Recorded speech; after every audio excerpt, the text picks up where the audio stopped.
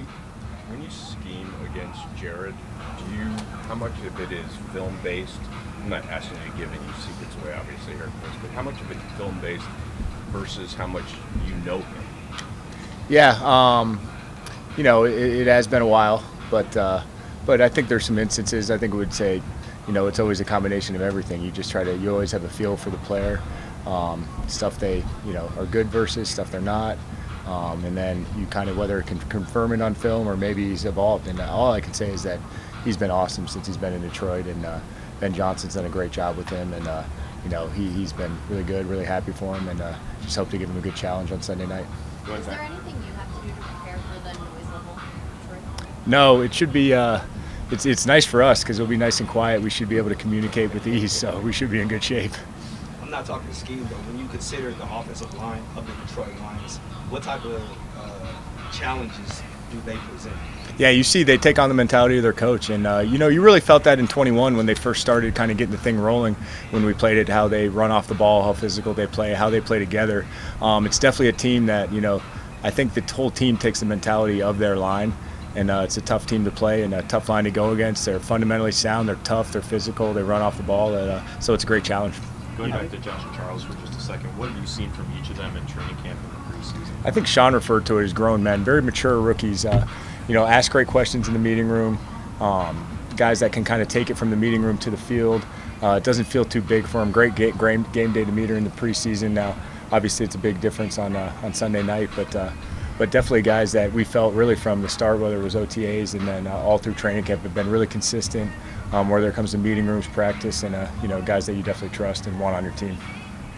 Chris, do you think you guys will explore adding another cornerback or two, or are you just we haven't gotten there yet. So we'll see. We'll see whatever lesson Sean wanted to do. And I know injuries are part of the game, and you guys just react next man up. But first-year coordinator, you guys seemed with your cornerbacks to be kind of going through them, getting that injury bug maybe earlier than. Yeah, no doubt. And that's just part of the deal. First-year coordinator, but definitely been around long enough to see that it can happen at certain spots, and you just got to keep moving and be ready to go and trust your coaches and trust your players and trust your plan to go play at a high level no matter what happens and no matter who's out there. You guys have spoken highly of Wallace and Woods. What, if they're called upon, what gives you confidence that they might be able to help out? Just exactly what they've done over the course of time that they've been here. And really, studying Josh Wallace coming out, at Michigan, he played in the national title, he played in some big-time games. So he's been in the spotlight like that. And, he's a really smart guy, really prepared. And so we think that both of them can go out there and execute. How is a week different for you now as coordinator? How's what? Game planning? Or game week? It's, you're just getting into the flow. And I think it's really just the first week of any season where, even last year, going into being linebackers coach again, you just kind of get in the flow the first couple of weeks of the season, getting in your routine. When do you have certain things studied by, when do you have things done by, all that type of stuff, and, just getting into the rhythm of it, but enjoying every day. Was it different going through like preseason tape, like trying to analyze your play calls and stuff like that? Oh, definitely. It's a little different than when you're the guy suggesting calls and when you're the guy actually making the call. So, you kind of realize that there's a lot of stuff, a lot of aha moments that I've seen of some quirks that Wade and Staley and Raheem have had. I'm like, yeah, that's definitely a reason why they did that thing, whether it's in the preparation or on the game day. So it's been fun. One more. It's kind of an out there question, but you've got a lot of safeties who can do a lot of different types of things. In a pinch on a game day, with Kobe coming back from a hamstring issue himself, is there ever conversation about, hey, in an emergency, can one of these safeties maybe fill in on the outside, or is that ever discussed among you guys? Yeah, I mean, not at length, and we know, we have guys that certainly have the ability to do that. Obviously, wouldn't be an ideal situation, Thanks, guys. Thanks, Chris. Appreciate it. What's up, guys? How you doing?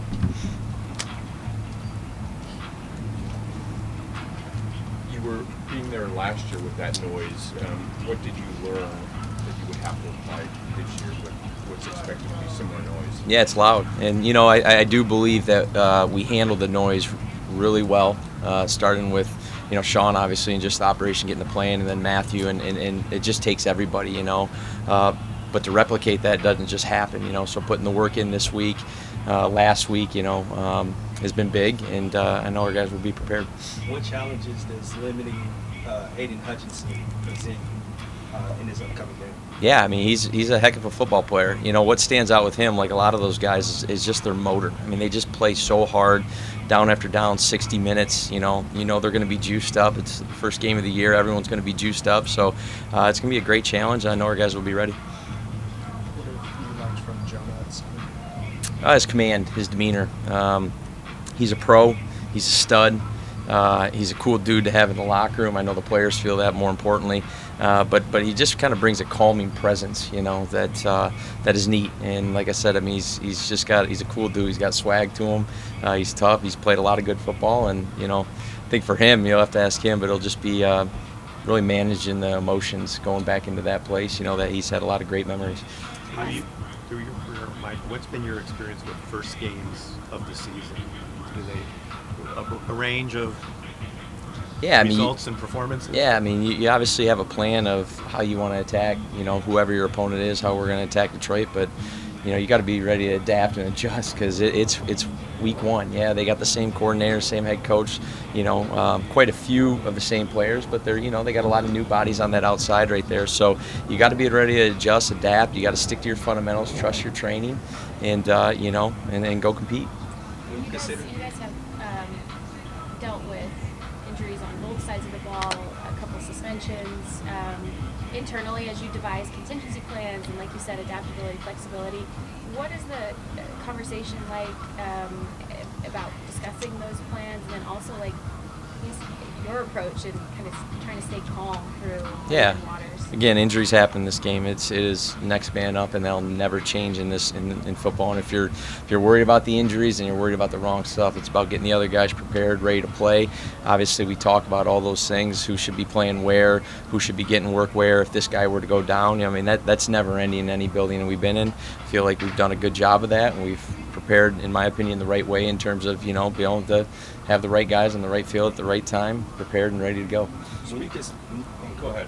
When you consider the anticipation that's building as you get ready to call a game, what's your pregame ritual?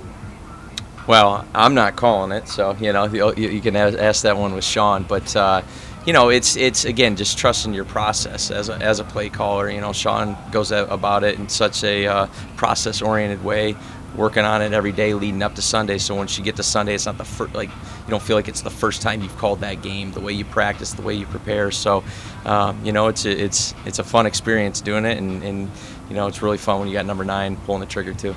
Speaking of injuries, last year, Kyron had said last week that last year going down in the playoff game was such a difficult emotion for him because he felt like the running game was really going. Sure. Can you take me back to where you were, because that's a real-time moment. You got to move ahead. And it's funny you ask that because the season had ended, say an hour later. I never really had that conversation with Kyron. You just go. He went down. It sucked for him. You weren't thinking about, if we do pull this out, we won't have him next week. Like, that didn't matter in the moment. What mattered is, hey, Ronnie's in there. We trust Ronnie. He's going to get his job done. And Kyron trusts Ronnie, and Ron trusts Ronnie, and this whole team does. So in that moment, you hurt for the player because you want them out there. But ultimately, again, you just keep pushing through. Do you feel you guys are always confident, but does it feel, for lack of a better word, a higher sense of confidence, knowing not just he's healthy, but with Blake and with Ron? Yeah, I mean, feel really confident about that our backfield. And again, it starts with those guys as humans, as people, and what they've done throughout their entire career, not just in the league, but also their position coach. He's an absolute stud of a human, and he's a stud of a coach. So I know those guys, they respect him, and that's a tight-knit group, and a lot of confidence. Mike, I know Friday's a work day for you guys, but are you thinking you might get to catch any of Matt's games yourself? What time do they play? I have no clue. So it's today's Thursday. They play tomorrow. So yeah, I mean we'll see. Fridays. historically in most buildings, every building I've been in, it's kind of a faster Friday. Obviously, you get these guys off their feet, let them enjoy their families and friends, and have a night and get some dinner or whatever. So, depending on what time that game's at, I'd like to watch it, but it's not my priority. 5. As long as my kids don't want to watch Disney. Yeah. Obviously had a big game last year in the playoffs against the Lions. Are you expecting anything different just in terms of their approach to limiting him?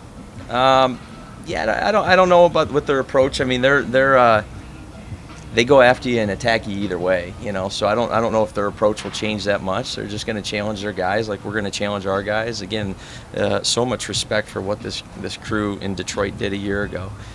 They were a quarter away, if not even shorter, from playing in the Super Bowl, as we saw, and you see it because they're well coached and they have great players that play hard. So, we'll see what their approach is. No assumptions. We'll just kind of adjust and adapt as we go.